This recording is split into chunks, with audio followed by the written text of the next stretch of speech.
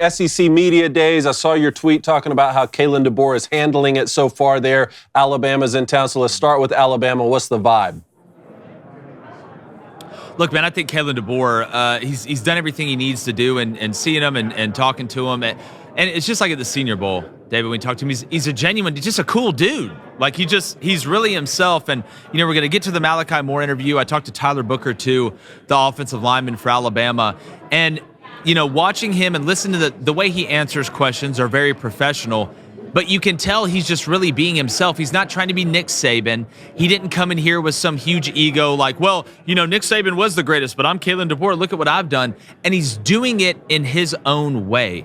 And I think that's the most important thing. If you're going to replace a guy like Nick Saban, you can't come in and try and be Nick Saban. Right? That's a losing bet. You have to be yourself. That doesn't mean you don't take some things from him. I was told when I was in coaching, you take a little bit from every coach you work for, and then when you finally get that head coaching job, you put it together and mix that with 80% of being yourself. So I think he's approaching it the right way. The players seem excited. And guys, I'll tell you, the access to the players this year, this is our fourth, I think, SEC Media Days. We've never had more time and more access to Alabama coaches and players. So it feels like there's kind of a new chapter that's been turning. But as far as the vibe about the Alabama team, they're as confident as they've ever been.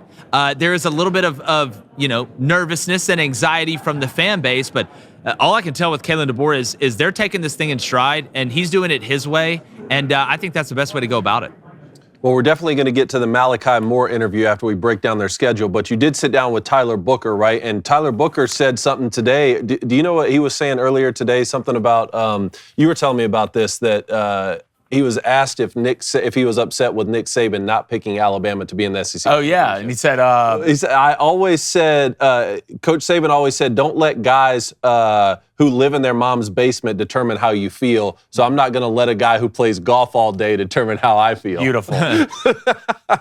Yeah, is that what you got from Tyler? And that was in jest. Yeah. No, that was in jest. It was, and Nick Saban thought it was hilarious too. It's using the quote the guy said kind of against him, but man, they still, the love for Coach Saban. Every time you ask about him, they light up. Jalen Milroe, who was here, went and saw him and took his hat off when he saw him. You can tell that's a coach-player relationship. But no, that was said in jest, and it was funny. I tell you, with the personality, that's one of the coolest things about Media Days is you get to see the personalities of these guys. And I tell you what, talking to Malachi, like we said, we talk just straight ball because that's what we do here at Crain and Company. But looking at Tyler and talking with him about the transition, it was a funny joke. But these guys have really good personalities, and it's fun to see that kind of blossom here at SEC Media Days. Let me ask you this, and I've had this thought throughout the week. Does it feel like Nick Saban is swallowing up some of the spotlight and taking away from Coach DeBoer? Because this week we've talked more about Nick Saban than Coach DeBoer, and it's not even close. Well, I think Coach DeBoer wants it that way. I don't think Coach DeBoer wants it to be all about him. And I think with all the other changes, too, with Texas and Oklahoma coming into the league, the expanded college football playoff, the rumors about FSU and Clemson, that's kind of taken some of the headlines of just Coach DeBoer out of it. So, yeah, again, the greatest coach of all time retired, and now he's an analyst on the other side and sit here at Media Days in a different way. He has to wear his credential now, I guess. But, no, I think that's exactly how they want it. They don't want to be the focus on, it's Coach DeBoer this, Coach DeBoer that. They want to be the focus. They don't want to be in the spotlight. They just want to get through Media Day and win Media Day. So, yeah, and another thing, guys, if you notice, there's been headlines and there's been a couple sound bites that have been good, but all this stuff we talked about before SEC Media Days with what Texas and Oklahoma would do when they got in the SEC and what would the SEC look like with 16 teams. It kind of feels like we're just running the ground ball out on things that we've already talked about already. Well, I want to break down Alabama's schedule real quick. Obviously the double-digit win mark has been the benchmark for Alabama. Nick Saban won double-digit games every year he was there except for that first season. And when you look at this schedule, 10-2, it's going to be tough to get 10-2 no matter who's coaching them. Blaine, you got that schedule pulled up? Yeah, I do. You're going to start it off with Western Kentucky as be a win there. USF at home, week 2. Week 3, you're going on the road at Wisconsin. Week 4, the game everybody's talking about, that is Georgia at home. Week 5 at Vandy. Then you have South Carolina at home, on the road at Tennessee, Missouri at home at LSU, Mercer at home at Oklahoma, and you're finished the game in the Iron Bowl at home versus Auburn. Yeah, and everybody's going to, look at that Georgia game first. And I get it, right? Should be a massive showdown. You're going to have that game. You're going to have Auburn and Oklahoma that week as well. But I caution Alabama fans, do not overlook Wisconsin and Luke Fickell. This is year 2 up there for him. Now, Tyler Van Dyke, do I trust him? Not that much. I think he, will actually be better than Tanner Mordecai, who really let me down last year. I thought he'd have a better year. But Luke Fickell's going to have a plan. And if Alabama fans think you're just going to go up, and I'm not saying they do, and I know the team doesn't think this, but if you think you're just going to go up to Camp Randall and roll your helmet out there and beat these guys, you're not. This Wisconsin team is going to be better. Now, another thing people aren't talking about is Ryan Grubb not being there, and your former roommate, David, Nick Sheridan, being the OC at Alabama. That's going to have a huge effect. It is. Ryan Grubb was a guy that Kalen DeBoer really didn't have to worry about the offense. He was able to just be the CEO. And I'm not saying Nick Sheridan isn't going to do a great job, but Ryan Grubb to Nick Sheridan is a little bit of a different level, at least to this point. So Luke Fickell's going to have a plan. He's a defensive guy. They're going to have a great plan up there. So if Alabama goes up and messes around and lets Wisconsin just hang around and then lets Wisconsin jump around, it could get a little dicey because you don't want to be looking at Georgia when you're going up to a Wisconsin team that up front I think can play with you a little bit. Well, and we talked about this with Alabama last year, and I want to see what your expectations are going to be. We waited for the offensive coordinator to tailor the offense around who? That's Jalen Milroe. Mm-hmm. How early do you think this offense will be tailored around him, and do you expect it to be week 1? Well, that's what we asked him down at the Senior Bowl, right? Like how are you going to go about? Yes, you have a system, right? But Jalen Milroe kind of has a style, and we brought up, the emergence of Alabama offensively once they stopped trying to put a round peg into a square hole. And Coach DeBoer said, I adjust my system to my personnel, which is what Jackson Dart said that Lane Kiffin does. That's what all the smart coaches do, whether it's on offense, whether it's on defense. Now, in a perfect world, 3 years in, when you can get your guy in there and you want to run your system exactly the way you want your system's built to be run, that's great. But you got a primetime player in Jalen Milroe, right? You gotta let the tiger out of the cage, and you gotta assemble that offense to his strengths. You have to adjust to them, and I think they'll do that. So I think from week 1 that they're going to do that because Kalen DeBoer said they're going to do it, and I've watched him do it over time. Now, when you look at Alabama's personnel, Alabama's still got really, really, really, really good players. The question is, up front, are they going to take a step? Because they got talent, but they weren't very good last year, and they put Jalen Milroe in some bad situations, including a lot of bad snaps. Is Alabama going to make that jump on the offensive line that could really turn this offense into a lethal weapon? Well, obviously, there were games last year with the play calling and Jalen Milroe where we were just scratching our heads. There were so many times I wanted to pick up the phone and call Tommy Rees and ask, hey, what are we doing here? What is the game plan? Are you being handcuffed possibly by Nick Saban and the offense he wants to run? Well, that's not going to happen this next year because I can pick up the phone and call the guys who's calling the plays. And I plan on doing that at least before the season starts. We won't bother Nick mid-season.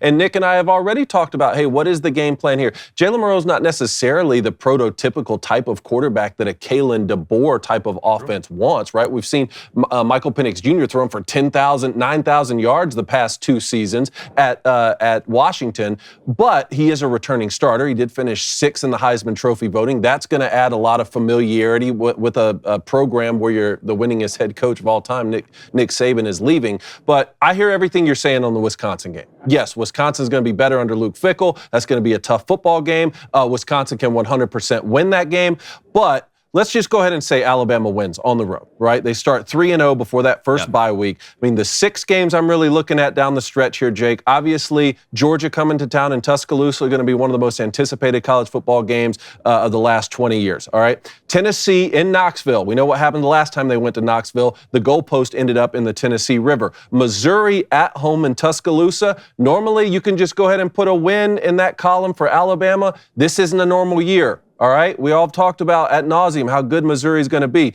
LSU in Baton Rouge. Again, last time Alabama went to Baton Rouge. That's Brian Kelly's first year. They got that win at the last second. Oklahoma in Norman, and then Auburn in Tuscaloosa, yes, but it is still the Iron Bowl. Anybody can win that game. That's 6 games right there. I mean, those 6 games, how do you think they fare record-wise?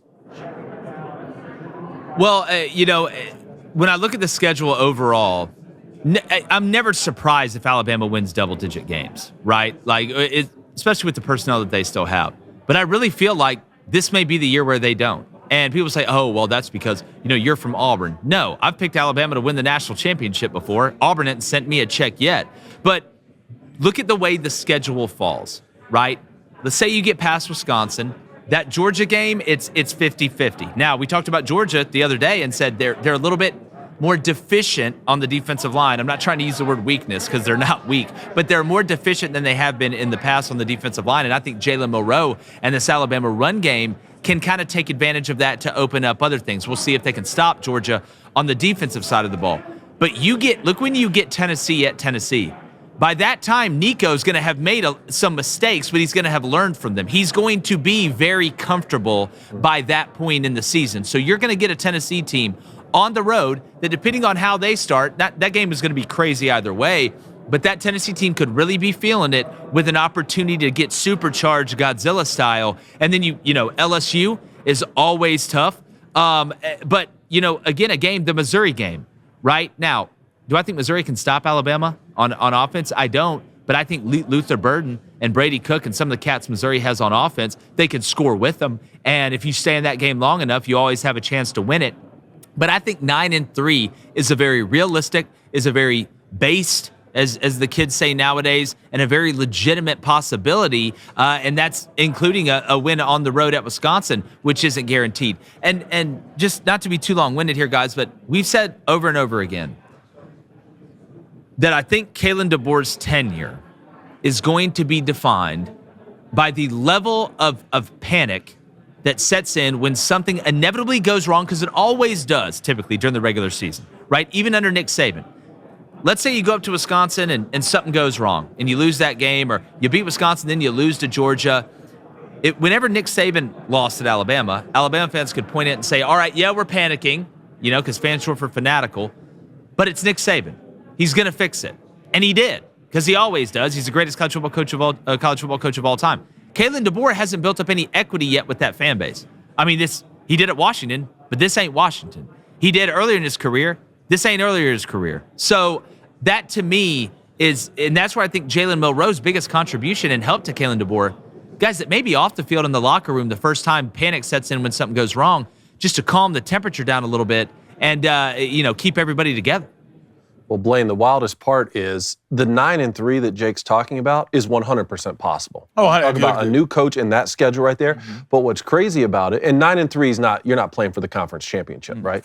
What's crazy though is Alabama could still win the national championship. I think they have that kind of roster. They have that type of pedigree returning. They could still win the national championship in a year where we see the playoff expanded, even though they don't play in the conference championship. Absolutely, 100%. I've watched an Alabama team. I've watched Auburn win the SEC championship, then go watch Alabama win the national championship. Never, ever. And that was in a 4-team. Yeah, and that was in a 4-team. So, the biggest thing with Alabama, they're always going to have the talent. They have the talent on both sides of the ball, and I think it's huge. One, you have a Heisman finalist in Jalen Milroe, and just the experience that he brings back for your new head coach. And the biggest question, if I'm wrong, tell me I am, but it's going to be coming into this year, is Alabama's secondary, right? That's their somewhat of a weak link. Yeah, and again, I mean, when you lose so many guys to the draft as Alabama has, it is going to be a quote-unquote weakness. Again, using that word, I think they're just unproven, right? Like they're really good players. Like these are Nick Saban recruited players, and he's a DB coach, a football savant, but he specialized. His forte was in defense and defensive back play. So they're uber talented. I mean, again, talked with Malachi Moore here. You'll see him and you'll start to understand it. So I think it's just unproven, and maybe that leads to the questions, Blaine. And I'm not saying you're wrong. I think that is right. But it's not like we know they have bad players that are returning, right? They just have unproven guys at some spots that we've got to see do it. But if history and the track record continues, Alabama should be fine in the secondary. Well, that's a great segue to your interview, Jake, with Malachi Moore. This would be a great time to play that. All right, we are here with another Alabama standout, Malachi Moore. Again, the chains these guys have been – I know I keep bringing it up right at the beginning of the interviews, but, I mean, Tyler's was awesome. Yeah. Yours looks good. Make sure you show – can you show everybody the camera right there? I love it. Kai, obviously, it's Malachi. Look, I know everybody tries to get these sound bites, and they're like, I know you probably got asked a million questions about, Coach DeBoer being the new coach. I'm going to talk a little safety play. I coached DBs for a long time.